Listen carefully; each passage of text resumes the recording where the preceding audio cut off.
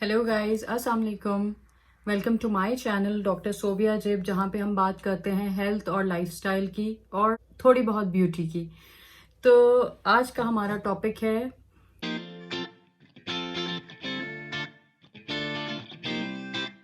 हम आज बात करेंगे सी सेक्शंस के बारे में।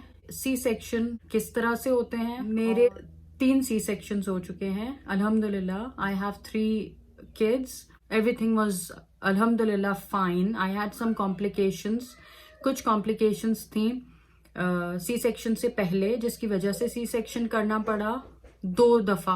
और फिर आपको पता है, जब 2 दफा सी सेक्शन हो जाता है तो उसके बाद थर्ड अटेम्प्ट में नॉर्मल डिलीवरी नहीं होती। थर्ड अटेम्प्ट में फिर प्लान्ड सी सेक्शन डॉक्टर्स को करना पड़ता है जिसका। Anyways, coming back to the topic, मैं आपसे आज अपनी स्टोरी डिस्कस करना चाहती हूँ। ये वीडियो बेसिकली मैं उन लोगों के लिए, उन लड़कियों के लिए और उन खवातीन के लिए बना रही हूँ जिनके सी सेक्शन होने वाला है, या फिर ये जिनको डिलीवरी से इसलिए डर लगता है क्योंकि अगर डिलीवरी नॉर्मल के टाइम पे अगर थोड़ी सी कॉम्प्लिकेशन हो जाए तो वो डॉक्टर उसी वक्त कह देते हैं कि हमने सी सेक्शन करना है। तो थोड़ी सी उस चीज पे बात कर लेते हैं। मेरी सबसे पहले जो प्रेगनेंसी बहुत स्मूथ नहीं रही।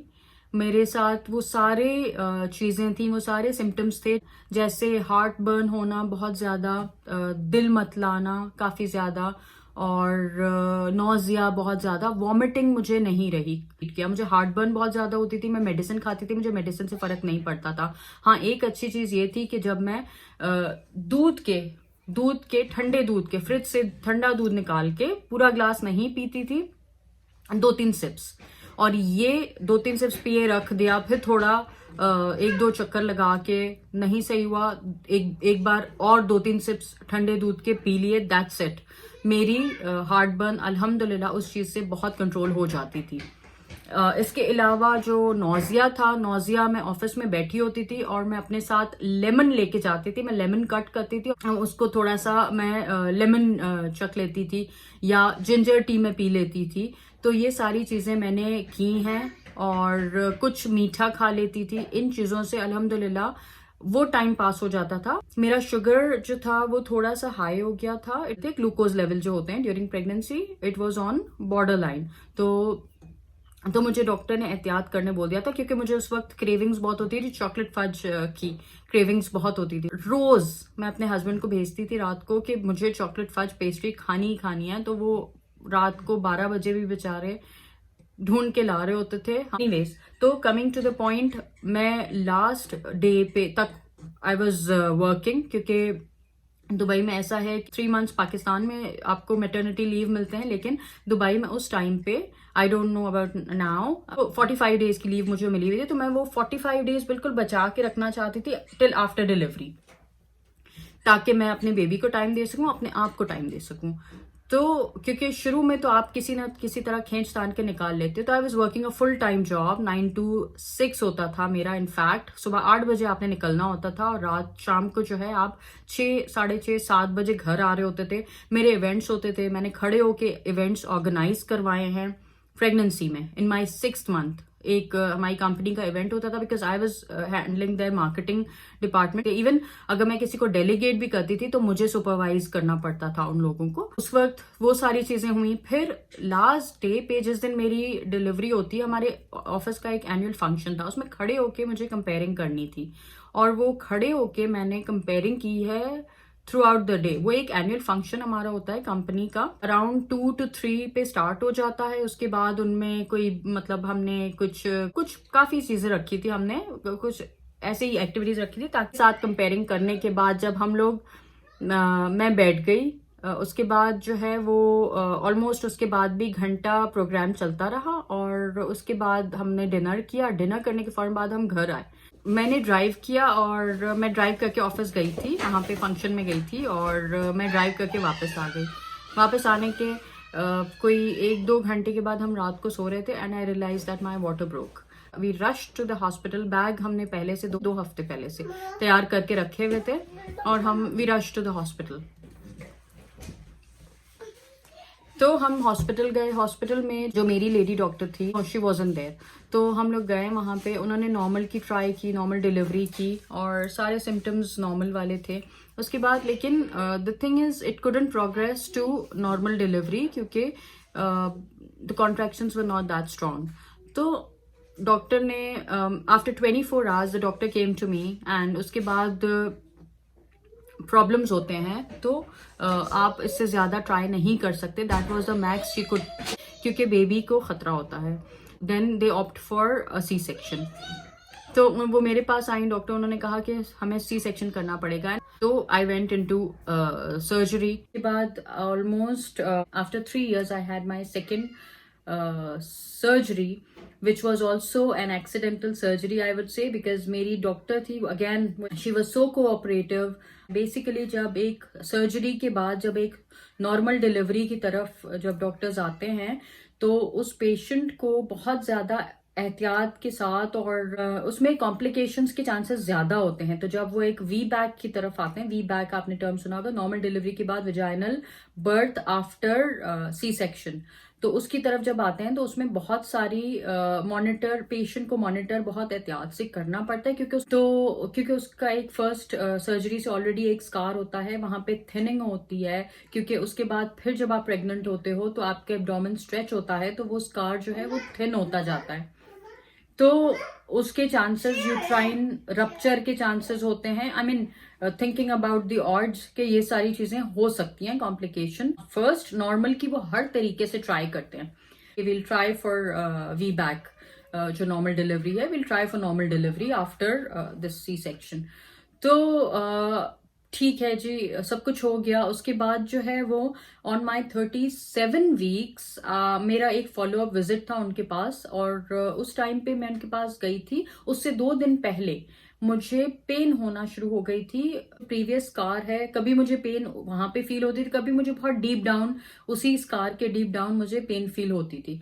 उस टाइम पे उसने मुझे पेन किलर भी उसने मुझे बोल दिया था लेने के लिए, और उस टाइम तक तो पेन किलर्स लेना भी सेफ था, तो उन्होंने मुझे लिख के दे दी, मैंने खा ली वो। और अगले दिन जब मैं उनके पास गई तो उन्होंने कहा, मेरा पेन और ज्यादा हो रहा था सुबह से, तो मैंने उनका, she said let's go for an ultrasound. वैसे ही अल्ट्रासाउंड होता है हर विजिट में, कनाडा में नहीं होता। कनाडा में गिन के 3 या 4 अल्ट्रासाउंड होते हैं, कनाडा, यूएस, एवरीवेयर, ऑस्ट्रेलिया। लेकिन जो दुबई, पाकिस्तान, इंडिया, वहां पे अब वही बात है कि हॉस्पिटल्स का एक तरीका है, हर फॉलोअप विजिट पे एक अल्ट्रासाउंड जरूरी होता है। अल्ट्रासाउंड जब करवाने गई उसके बाद उन्होंने मुझे कहा कि आप वेटिंग रूम में बैठे, मुझे जरा कुछ डिस्कस करना है। मैंने कहा ओके फाइन। तो वो गई, वो उन्होंने अपनी सीनियर जो वहाँ की हॉस्पिटल की थी, सीनियर गायनेक, तो उन्होंने कहा मुझे उनसे कुछ डिस्कस करना है। अच्छा, she did not tell me what's happening. 37 weeks we were not even prepared.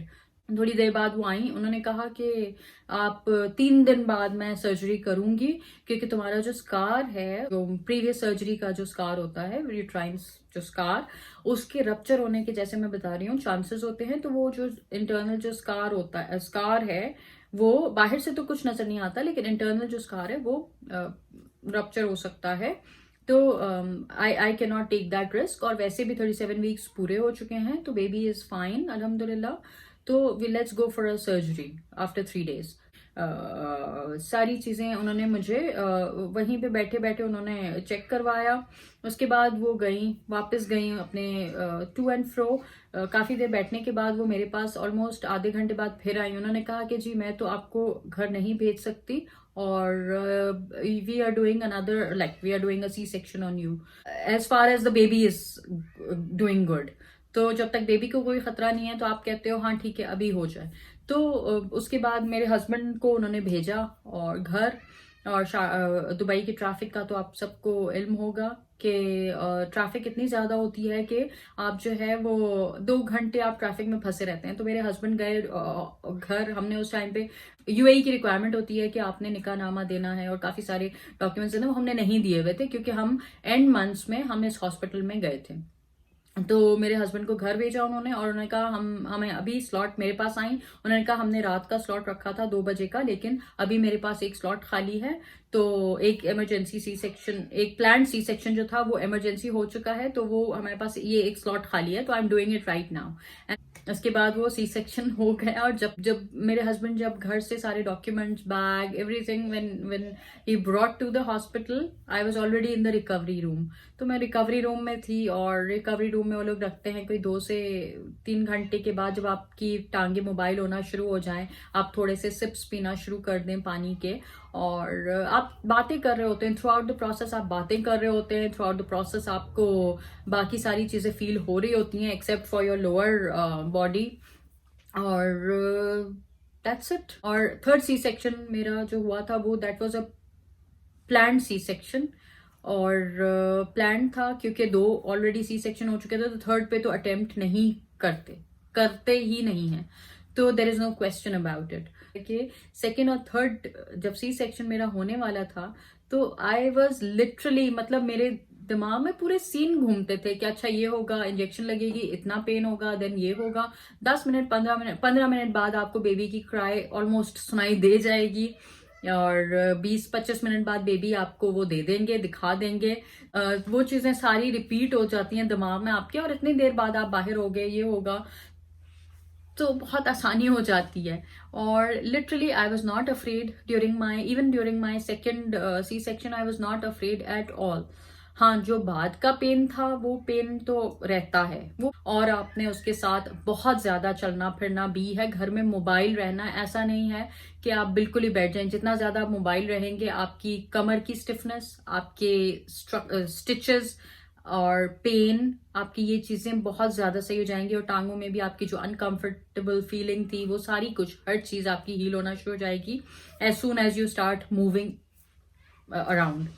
तो होपफुली मेरी इस वीडियो से जो न्यू मॉम्स हैं, न्यू जो लेडीज हैं, जो first time probably C section में जा रही हों, या जिनको थ्रू आउट प्रेगनेंसी डर लगता है, वो काइंडली इस चीज से कुछ मोटिवेशन पकड़ लें, कुछ पॉजिटिविटी पकड़ लें, और स्ट्रेस लेने की बिल्कुल कोई जरूरत नहीं है। और जब आपको कोई चीज नहीं पता होती तो आप उस चीज से डरते हैं, लेकिन जब आपको उस चीज के बारे में पता चल जाता है, जैसे कि मेरे साथ हुआ second and third pregnancy C section में, मैंने सी सेक्शंस नहीं किए हुए क्योंकि I am a doctor but I am not a gynaecologist, तो मुझे नहीं मुझे सारी चीजें पता हैं, लेकिन वो एक्सपीरियंस जब इंसान अपने आप पे करता है, वो एक्सपीरियंस मेरा नहीं हुआ था। तो जब फर्स्ट सी सेक्शन के बाद वो एक्सपीरियंस हो गया, तो second and third C sections में आई लिटरली कुड इमेजिन कि इस स्टेप पे इतना पेन होगा, इस स्टेप पे इतना पेन होगा, इस स्टेप पे हमने इतनी देर अंदर रहना है, इस स्टेप पे इतनी देर में मैं रिकवरी रूम में बाहर होंगी, और हमने इतने दिन बाद 2 दिन बाद हमने घर चले जाना है, और उसके बाद मैंने स्टिचेस में मेरा पेन रहेगा, बैक में मेरा इतना पेन रहेगा, उसके लिए मैंने अपने पोस्चर को सही किया, उसके लिए मैंने नर्सिंग जो पिलोज आते हैं बेबी के लिए, बेबी के हेड के नीचे रखने के लिए, हमेशा बिल्कुल इरेक्ट पोजीशन में हो कि आपने बेबी को फीड कराना है, कभी झुक के बेबी को ना फीड कराएं, क्योंकि उससे आपकी हमेशा कमर दर्द जो है वो बढ़ेगा, और आपका जो सी सेक्शन का पेन है, जो नीडल का पेन है, वो आपको बढ़ेगा, और आपकी पूरी कमर में दर्द होगी, क्योंकि वो पार्ट आपका सुन रहता है, वो पार्ट आपका हर्ट करता है अगर आप अपना ख्याल नहीं रखेंगे तो। That's it.